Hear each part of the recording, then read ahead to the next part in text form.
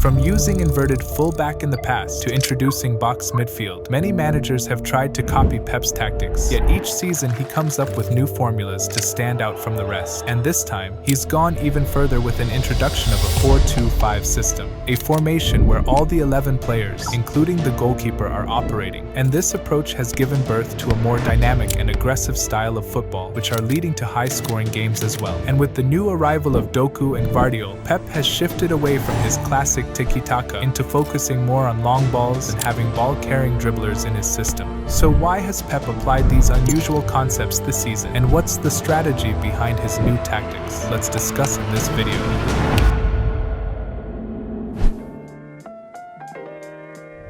The most interesting thing for Man City this season was that Pep targeted all his new signings who are great at dribbling and carrying the ball forward. This is because nowadays, many weaker teams have mastered the art of restricting passing lanes with a combat defensive setup. So by retaining the ball longer and driving forward, City can draw multiple defenders to the ball carrier. And by doing this, it disrupts the opposition's shape and creates vital space for City to exploit. A prime example is the signing of Doku, a left winger, whose ability to dribble both inward and outward forces opponents to commit extra players to mark him, so this frees up space in central areas for his teammates. So having such ball carriers adds more unpredictability against opponents and diversifies City's attacking options along with their direct style. But the real question is, what's this 4-2-5 system is all about? To answer this, today most modern teams are now adopting a proactive approach where they press aggressively higher up the pitch and employ man-to-man marking during the opposition's build-up.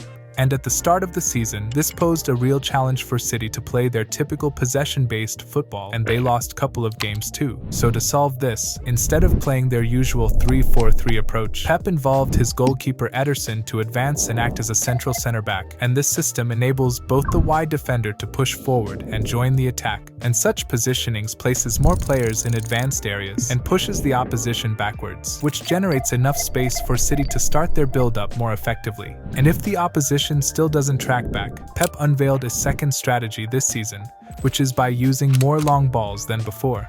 For instance, he often positions the central mids slightly deeper to form a diamond-like structure with the pivots, which creates an overload centrally. This creates a focal point for the opposition to send more men from the back line to cover this overload, which then opens up space for the winger to cut inside and join Haaland to create a 3v3 scenario up front. So a quick long ball around them can instantly break the opposition line and their high pressing strategy. And having players like Haaland and Doku will significantly boost the effectiveness of these long passes. Looking to get there, he will do, and he'll score!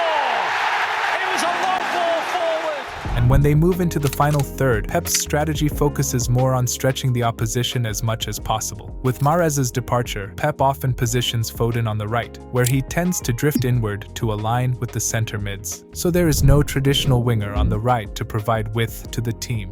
To accommodate that position, Pep moves one of his pivot into the backline and spread them wide. So in this way, Kyle Walker often gets the freedom to advance higher up the pitch, effectively taking on the right wing role and forming a 3-1-6 shape. So this creates a huge overload of 6v5 against opposition's backline, and such overloads effectively overwhelms the opposition, enabling City to create opening in their backline. Also, both the wingers and center mids are exceptional at interchanging positions with each other. Whenever Grealish is inverting with the ball, Silva often drifts wide playing as a winger. Grealish coming at Dallo, plays it in field to Alvarez, and then it bounces off. But one of the impressive aspects of City's this season is their high-pressing strategy. As many of you know, City doesn't have the patience to wait long to regain possession. So when facing a team with a back five, City's center mids joins Haaland to press the opposition's back three, while both wingers move wide to block the passing lanes for the fullbacks, and both the pivots step up to mark the opposite pivots. So like this, it restricts central as well as wide routes for the oppositions to get through, and force them to either play backwards or go long. And when they go long, City's back three are well known for their aerial strength, so they can easily win the second ball and retain the possession.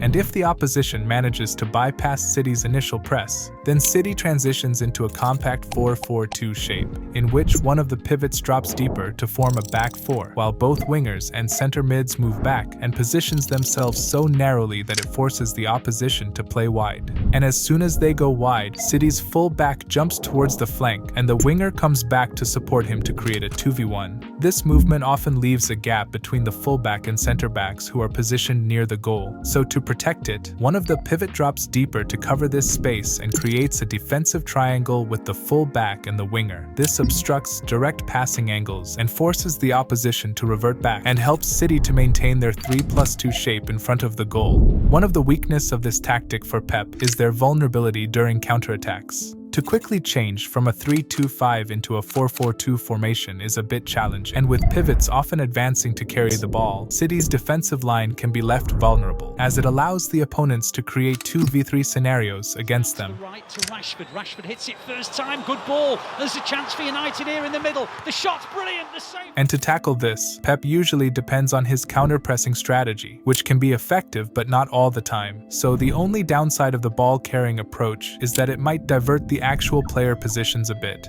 And as a result, City has conceded a bit more goals this season compared to when they employed a more direct style. But as the season progresses, Pep may find some solutions to counter this. Now let's discuss the most important part of the video, which is the player roles under Pep's tactic. And just like last season, they play a back four, where one of the center back takes the role of a libero, who has the freedom to move forward and act as a pivot partnering with Rodri.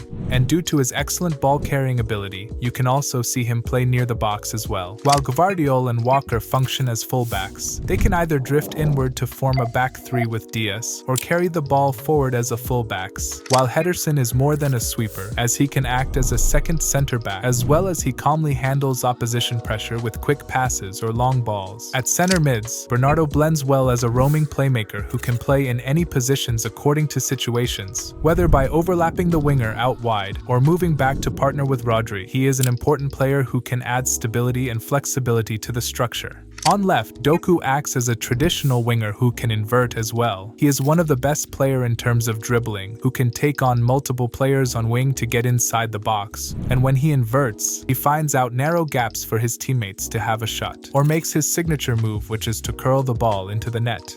At front, Haaland has all the qualities that are required to be a complete forward. He can score aerial crosses, use his pace and strength to score from a counter-attack, or allow others to make in-behind runs. He already has a XG per 90 of 1.1, which means he has been scoring in almost every game this season, while both Foden and the right center mid are inside forward and advanced playmaker respectively, who usually stays alongside Haaland. Their ability to generate space for the team using their excellent dribbling skills and create scoring opportunities makes them an important creative engine for the team.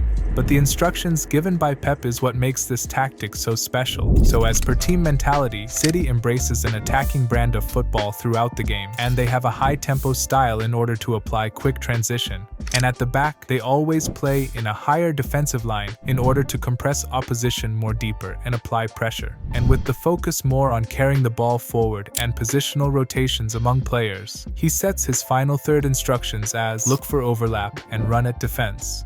And finally, with the passing style, it's kept as short, while the goalkeeper style will be mixed, as now Henderson opts for more longer balls than before. So overall, with most teams adopting a proactive style against the big sides, it was inevitable that Pep would adopt some reactive strategies in response. And just when you thought Pep's 4-2-5 was a bit unusual, you haven't seen a tactic which is even more weirder than this. I am talking about Fernando Dini's tactic, a tactic which doesn't have a structure at all, where all the players have complete freedom to move wherever they want, regardless of their actual position. So what exactly is this tactic, and why it's considered the weirdest in the world? Let's find out by clicking this video.